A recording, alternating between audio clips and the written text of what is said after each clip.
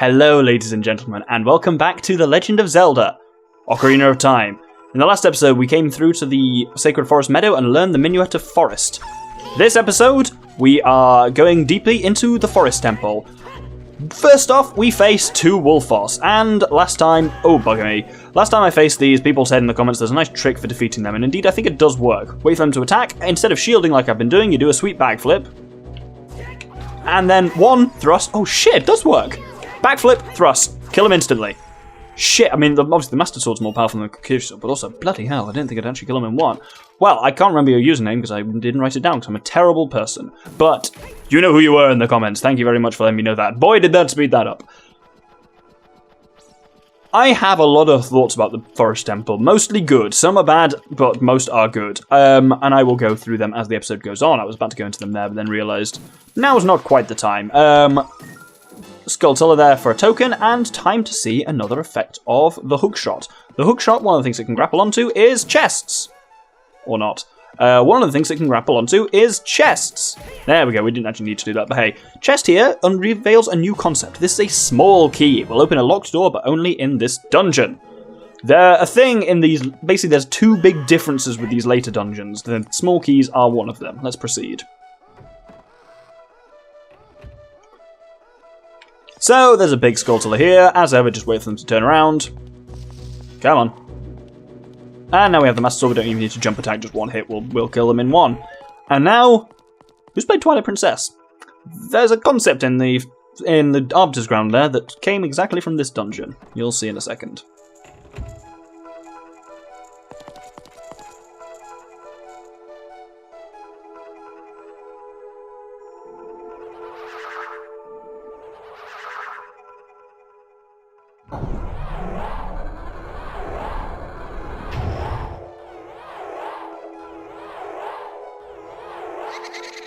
So, 4 pose, 4 torches, needed to open the elevator back up again. That's going to be our goal for the vast majority of this dungeon, is going to be tracking down those bastards.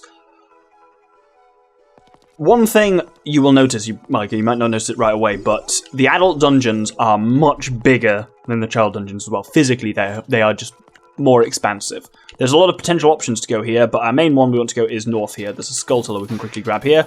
It's so much easier to grab Skulltulas with the hookshot, just like one hit to kill them and then another hit to grab them. Ugh, so useful. Anyway, if we go through here, come on. There we go. Then we encounter a new enemy coming straight at us. Fuck me, that ugly bastard. This is a blue bubble. Guard against its blue flame with your shield. Indeed, bring your shield up and he'll bounce off it and his flame will go away. Once his flame goes away, he is mortal and can be killed. Just like that. Oh, time for a new enemy again. So this is a Stalfos. Lure it close to you and watch its movement carefully. Attack when it drops its guard. So these are similar to a Wolfos, except they do a lot of damage and there's no easy way, as far as I'm aware, though do let me know in the comments once again, to counter them. I basically just wait with my shield up. Once they open their guard, thrust. Trying to get jump attacks in there is just a bit too bloody hell. That jump attack they do does a lot of damage, and it's real dangerous. So we've got one of them down, but we've taken a lot of damage. I think one of these pots has a fairy in it. Oh, bugger. Yeah, so basically I think we need to jump back from that. Oh my god, I'm actually about to die. Well, you know, I've got a fairy for exactly this reason. Definitely, I mean, I had a cock up in Dodongo's cavern, so this definitely isn't going to be a... Oh, bugger! Immortal Let's Play anyway. Oh, I'm really holding on by the skin of my balls here. That's not a phrase. Skin of your teeth. Or, like, balls to the wall. Skin of my balls is not a phrase, because it's awful. Anyway, we died but fairy and killed him, which is nice.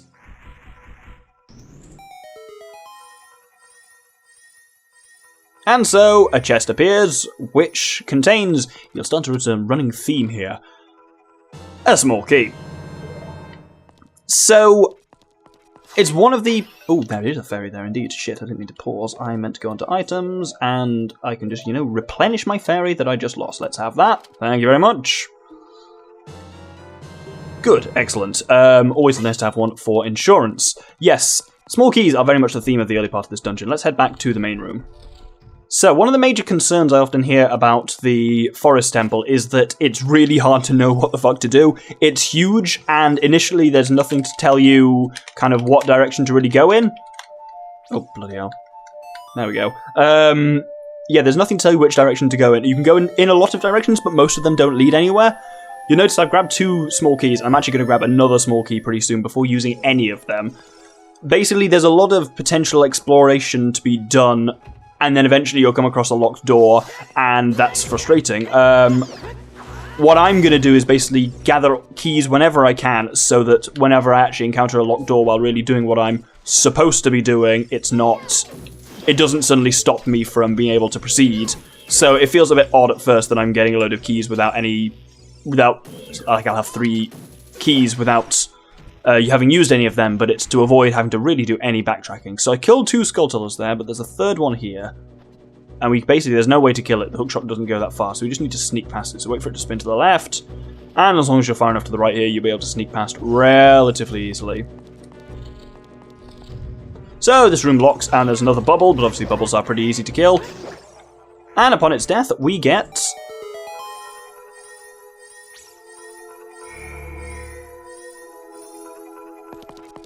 Yeah, I think... Well, I was going to say we get, so I probably shouldn't say anything before we got what the thing that I get do. What? I've confused myself. Stop talking, Doctor. This is the dungeon map. So this gives you an idea of the scale of the Forest Temple. For the first time in quite some time, I am going to bring the top screen onto the bottom, and vice versa. As you can see, well, there's not much down in the basement. So the basement is under where that elevator is with the pole lights. So once you get through that, you're basically at the end of the thing. But here, there is a lot of space. It's a big temple. It's also, as you can see, broadly very symmetrical, which is quite handy, but also really fucking confusing sometimes. But yeah, just the adult dungeons as a whole are just much bigger than the child dungeons. Anyway, if we head through here, we're back in the kind of the room with ruin. Oh no, we're in a different room with ruin. See, that's the fucking thing with this dungeon. It all looks very similar. So I meant to. I meant to make a twat of myself. Apparently. Oh no, this is the room I was in before. I thought so. It's just the big babba's come back to life. No, it's not the room I was in before. I'm actually on the opposite side of that main chamber, and now the door's locked behind me. Helpful. Let's go back to where I just was. Forget any of that nonsense ever happened. Oh no! Oh no! Oh no! Oh no! Oh, bugger. So, let's try that again. Oh, I keep using Deku Nuts by accident. That little hooky thing there is a hookshot target. Apparently I'm not close enough to it, though. If you grapple it, you get pulled over to it, which is quite nice. And there's a red switch. Don't know why it's red. It's the same as any other switch. You press it once and it goes down. It's the same as the brass ones, except for some reason it's red. So, as you will have noticed, that, lowered the water in the well, which means we can head down. So,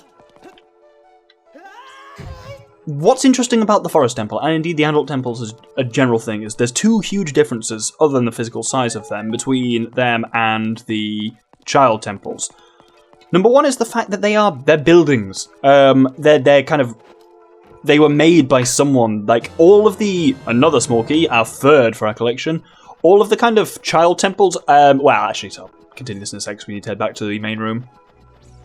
So, back here, both of those kind of like doors, there's one there, and then there's another one round to the other side, directly in front of us there. They both lead to those kind of ruinsy areas. What we need to do is go to this door up here, which you will notice is locked. So sometimes you get that first key from the room with the wolf and you're like, we can go through here.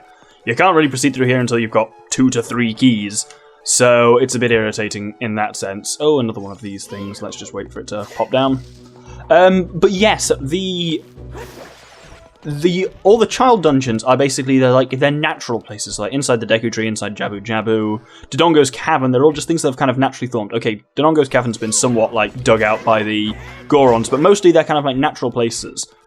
The Forest Temple is really interesting because it's been made, and they're all the something temple, all the adult dungeons, and they've all very much been created.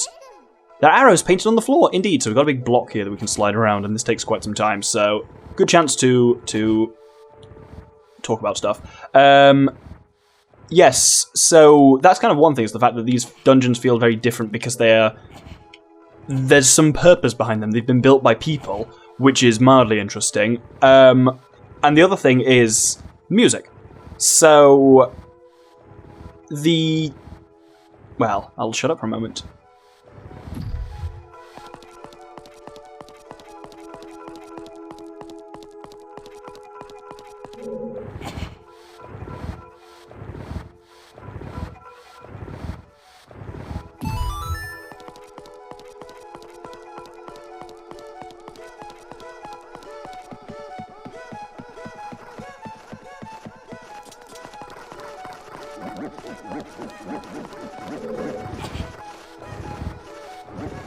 So, the music's really fucking creepy here. I really like it. It sets the tone really well. I think the Forest Temple has got a really cool ambience for being this kind of like deserted, ruined place deep in the woods. And it's so different to the Child's dungeons. And the music, I think, really does actually help to hammer that point home.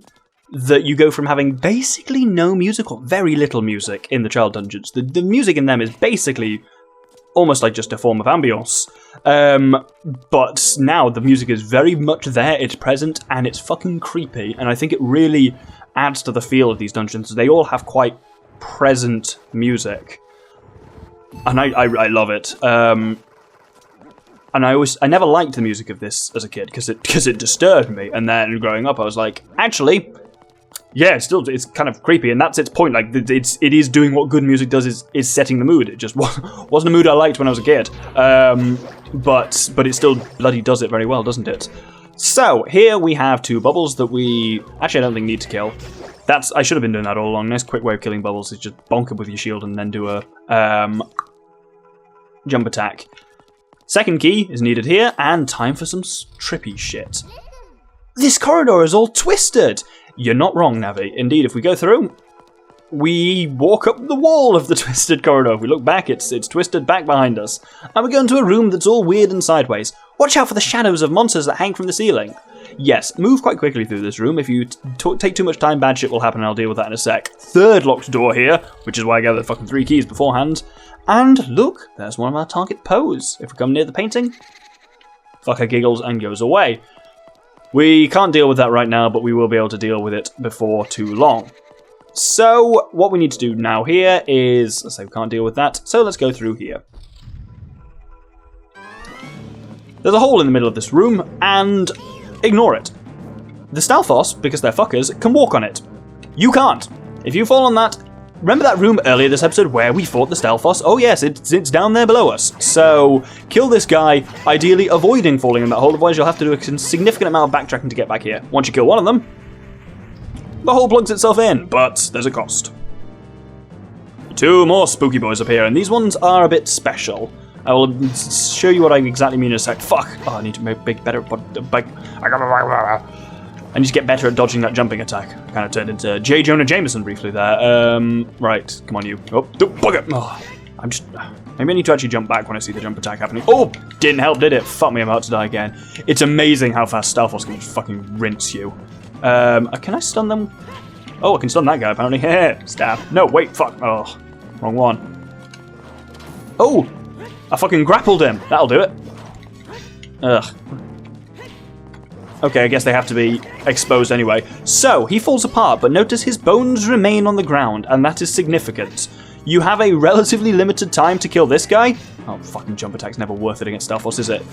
If you don't kill this... Glad I got that extra fairy, you know?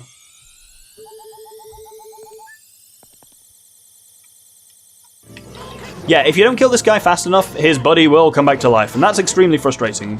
So, ooh. Oh, I was going to say just in time. And the same rule goes again, so basically you have to be able to kill both of them pretty fucking sharpish. Fortunately, this guy's stuck in a loop, which is quite nice. Come on, attack. There we go. Stop trying to hit me and hit me. There we go. Once again, both within the right time. Wow.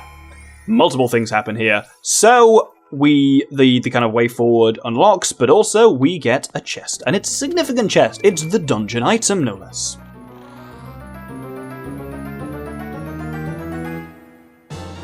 And it's the fairy bow. Equip it to a button, use that button to take it out, or hold to aim and release net fly with an arrow. It's basically exactly the same as the slingshot, but it's adult size. This is one of the main reasons why it's worth doing the Forest Temple before going on to Death Mountain, and do this temple first, because A, this is the order the game's kind of written, but also having the fairy bow, super helpful, because, you know, ranged weapon. That's the way we can, / should proceed, but there's actually a fair bit of stuff to do if we go back a bit. So, I'm going to go back to that room where we fought the 2 bubbles above that kind of red and blue block pushy room. So, here's a good chance to test out our fairy bow. So much like the slingshot, you hold to knock an arrow and... Is it knock or notch? I think it's knock, isn't it? I don't know. Anyway, Much like Slingshot, so aim is basically where the center of the screen is. I can aim with a gyroscope, but I'm not going to do that because the gyroscope's bullshit. And if you can target these eyes much as you could with the Slingshot. This one is interesting.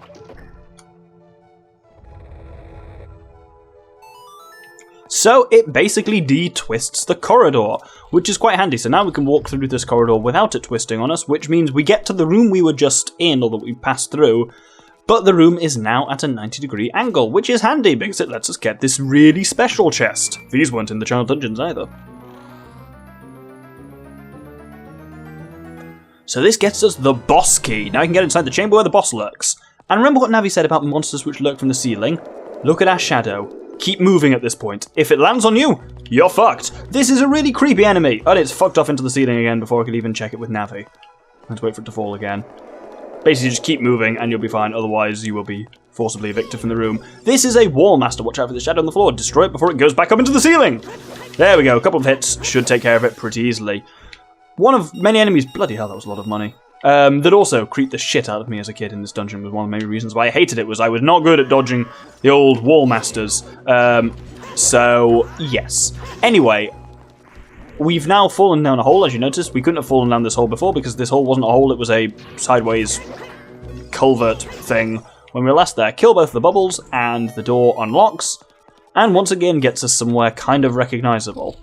This is the whole thing with this dungeon. There's a lot of just backtracking that isn't backtracking. So like here we're kind of up and above an area where we've been before, this kind of ruinsy area, and it's just I will freely admit, Forest Temple is a really confusing layout. Walk very carefully along here. If you fall off, it's a good 2 to 5 minute reset time, but there is a gold skull up there. Another token for the collection, and walk very carefully back again. You may have noticed as well I used arrows to kill the Big Baba, and I don't know entirely why I did that, because it didn't really help me anything here. If we go to the right here, well, that's just an actual alcove. I really thought it was the door. If we go to the right here, this is what I was thinking of. Time for another new enemy that's very similar to the one we faced. This is a Floor Master, which is different to a Wall Master, because it doesn't do the grabby thing, it just flies at you like a creepy fucking hand. So it's relatively simple to fight. Basically, just do a jump attack on it, and then charge up a spin attack. When it splits into 3 little bastards, kill them all, otherwise they'll reunite.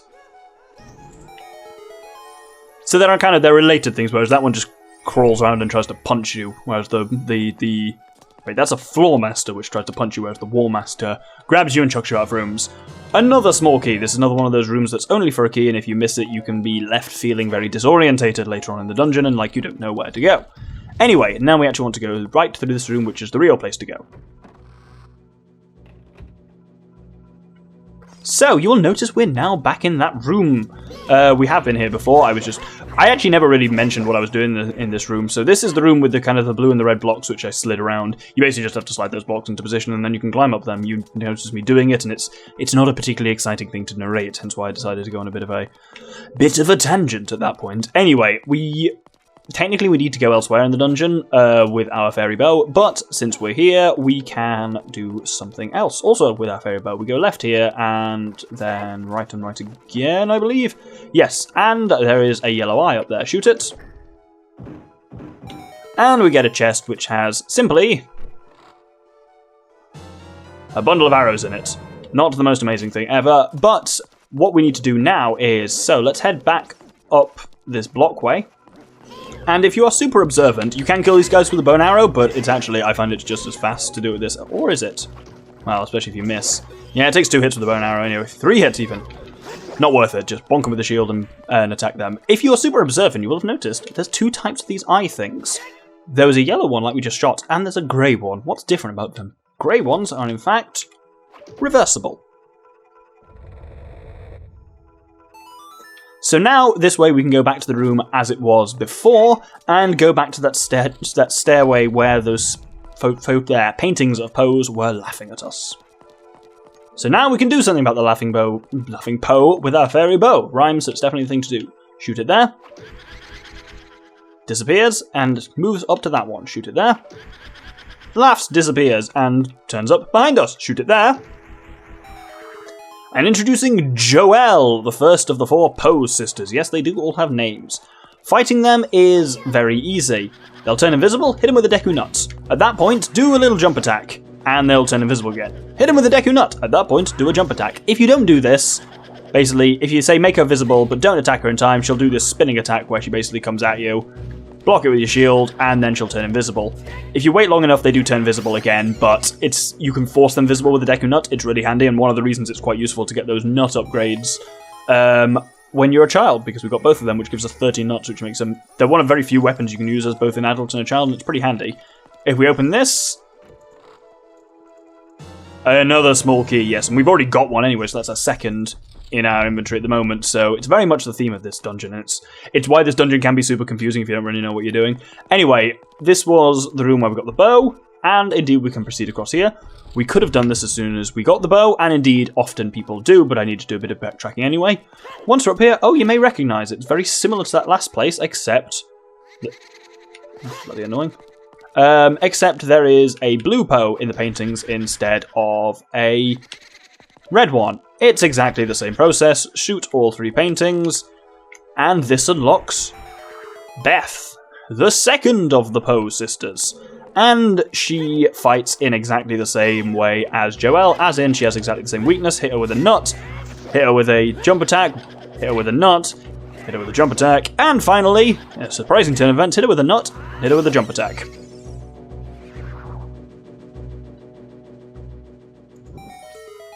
So her death lights the blue torches. We've got red and blue done, 2 Poes down, 2 to go, and a rather useful dungeon item.